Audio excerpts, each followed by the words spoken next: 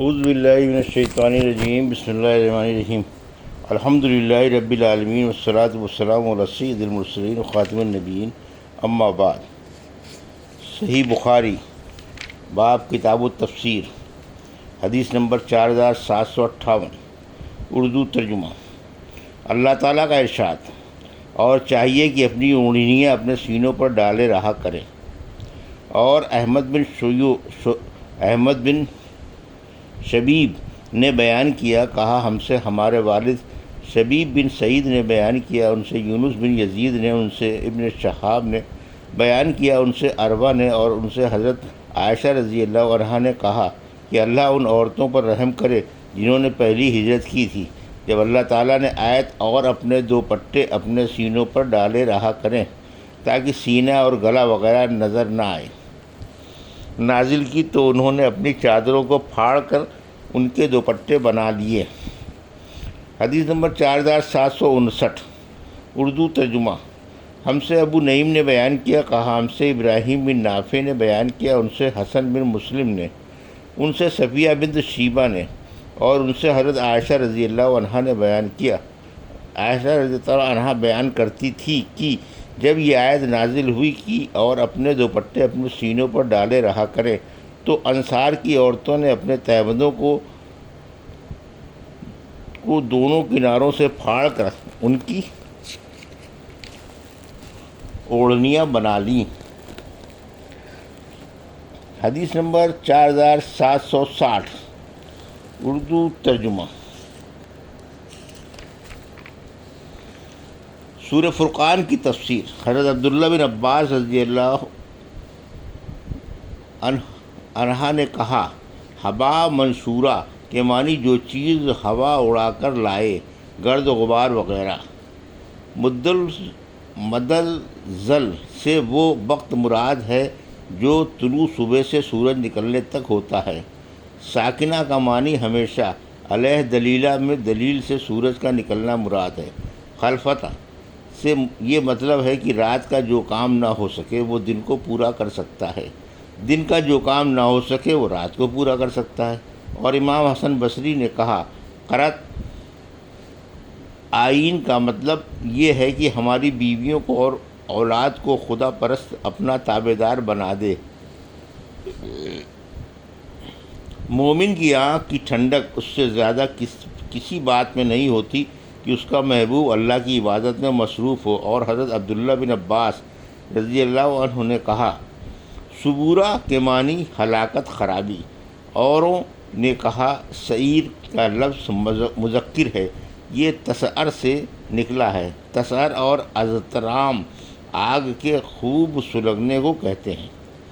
تملی علیہ اس کو پڑھ کر سنائی جاتی ہیں، یہ عملیت اور عملات سے نکلا ہے۔ الرس کان کو کہتے ہیں، اس کی جمع رساس آتی ہے۔ کان بمانی معدن، ما یا ابا عرب لوگ کہتے ہیں۔ ما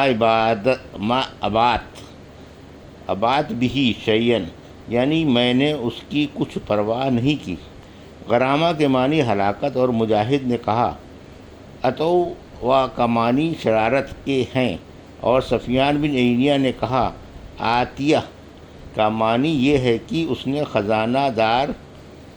خزانہ دار فرشتوں کا کہنا نہ سنا۔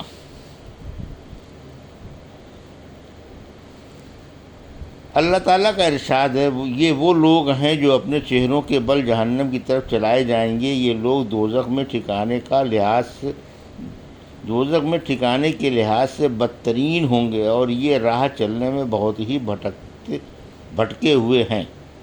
ہم سے عبداللہ بن محمد نے بیان کیا، کہا ہم سے یونس بن محمد بغدادی نے بیان کیا، کہا ہم سے شیبان نے بیان کیا، ان سے قتادہ نے کہا ہم سے حضرت انس بن مالک رضی اللہ عنہ نے بیان کیا کہ ایک صاحب نے پوچھا، اے اللہ کے نبی، کافر کو قیامت کے دن اس کے چہرے کے بل کس طرح چلایا جائے گا؟ آپ صلی اللہ علیہ وسلم نے فرمایا، اللہ جس نے اسے اس دنیا میں دو پاؤں پر چلایا ہے، اس پر قادر ہے کہ قیامت کے دن اس کو اس کے چہرے کے بل چلا دے۔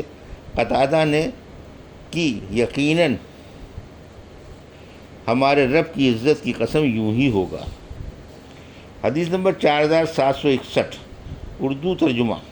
اللہ تعالیٰ کا ارشاد ہے، اور جو اللہ تعالیٰ کے ساتھ کسی اور معبود کو نہیں پکارتے، اور جس انسان کی جان کو اللہ نے حرام مقرار دیا ہے اسے وہ قتل نہیں کرتے، مگر ہاں حق اور نہ زنا کرتے ہیں، اور جو کوئی ایسا کرے گا اسے سزا بھگتنی ہی پڑے گی۔ اسامہ کے معنی عقوبت و سزا ہے۔ ہم سے مسدد بن مسرحد نے بیان کیا، کہا ہم سے یحییٰ نے بیان کیا، ان سے سفیان ثوری نے بیان کیا کہ مجھ سے منصور اور سلیمان نے بیان کیا، ان سے ابو وائل نے، ان سے ابو میسرہ نے، اور ان سے حضرت عبداللہ بن مسعود رضی اللہ عنہ نے۔ سفیان ثوری نے کہا کہ اور مجھ سے واصل نے بیان کیا، اور ان سے ابو وائل نے، اور ان سے حضرت عبداللہ بن مسعود رضی اللہ عنہ نے بیان کیا کہ میں نے پوچھا، یا آپ نے یہ فرمایا کہ رسول اللہ صلی اللہ علیہ وسلم سے پوچھا گیا کہ کون سا گناہ اللہ کے نزدیک سب سے بڑا ہے؟ آن صلی اللہ علیہ وسلم نے فرمایا، یہ کہ تم اللہ کا کسی کو شریک ٹھہراؤ حالانکہ اسی نے تمہیں پیدا کیا ہے۔ میں نے پوچھا اس کے بعد کون سا؟ فرمایا کہ اس کے بعد سب سے بڑا گناہ یہ ہے کہ تم اپنی اولاد کو اس خوف سے مار ڈالو کہ وہ تمہاری روزی میں شریک ہوگی۔ میں نے پوچھا اس کے بعد کون سا؟ فرمایا اس کے بعد یہ کہ تم اپنے پڑوسی کی بیوی سے زنا کرو۔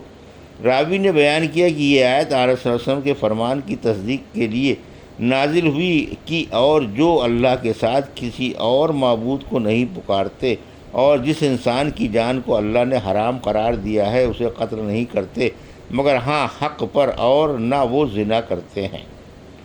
حدیث نمبر 4762 اردو ترجمہ۔ ہم سے ابراہیم بن موسیٰ نے بیان کیا، کہا ہم کو حشام بن یوسف نے خبر دی، انہیں ابن جریر نے خبر دی، کہا کہ مجھے قاسم بن ابی بزح نے خبر دی، انہوں نے سعید بن جبیر سے پوچھا کہ اگر کوئی شخص کسی مسلمان کو جان بوجھ کر قتل کر دے تو کیا اس کی اس گناہ سے توبہ قبول ہو سکتی ہے؟ انہوں نے کہا کہ نہیں۔ ابن ابی بزح نے بیان کیا کہ میں نے اس پر یہ آیت پڑھی، اور جس جان کو اللہ نے حرام قرار دیا ہے اسے قتل نہ کرتے، مگر ہاں حق کے ساتھ۔ سعید بن جبیر نے کہا کہ میں نے بھی یہ آیت حضرت ابن عباس رضی اللہ عنہ کے سامنے پڑھی تھی، تو انہوں نے کہا تھا کہ مکی آیت ہے، اور مدنی آیت جو اس سلسلے میں سورہ نساء میں ہے اس سے اس کا حکم منسوخ ہو گیا۔ حدیث نمبر 4763 اردو ترجمہ۔ مجھ سے محمد بن بشار نے بیان کیا، کہا ہم سے قنظر نے بیان کیا، کہا ہم سے شعبہ نے، ان سے مغیرہ بن نعمان نے، ان سے سعید بن جبیر نے بیان کیا، اہل کوفہ کا مومن کے قتل کے مسئلے میں اختلاف ہوا کہ اس کے قاتل کی توبہ قبول ہو سکتی ہے یا نہیں۔ میں سفر کر کے ابن عباس کی خدمت میں پہنچا تو انہوں نے کہا کہ سورہ نساء کی آیت جس میں یہ ذکر ہے کہ جس نے کسی مسلمان کو جان بوجھ کر قتل کیا اس کی سزا جہنم ہے، اس سلسلے میں سب سے آخر میں نازل ہوئی ہے اور کسی دوسری چیز سے منسوخ نہیں ہوئی۔ حدیث نمبر 4764 اردو ترجمہ۔ ہم سے آدم نے بیان کیا، کہا ہم سے شعبہ نے بیان کیا، کہا ہم سے منصور نے بیان کیا، ان سے سعید بن جبیر نے بیان کیا کہ میں نے حضرت ابن عباس رضی اللہ عنہ سے فجزا جہنم کے متعلق سوال کیا، تو انہوں نے فرمایا کہ اس کی توبہ قبول نہیں ہوگی، اور اللہ تعالیٰ کے ارشاد لا یدعون مع اللہ الہ آخر کے متعلق پوچھا تو آپ نے فرمایا کہ یہ ان لوگوں کے متعلق ہے جنہوں نے زمانے جاہلیت میں قتل وغیرہ کیا۔ یہ تھی صحیح بخاری باب کتاب التفسیر کی حدیث نمبر 4758 سے 4764 کا اردو ترجمہ جو ابھی آپ نے سماعت فرمایا۔ اللہ سے دعا ہے کہ اللہ ہمیں حدیثوں کی صحیح سمجھ عطا فرما اور ان پر عمل کرنے کی توفیق عطا فرما، آمین یا رب العالمین۔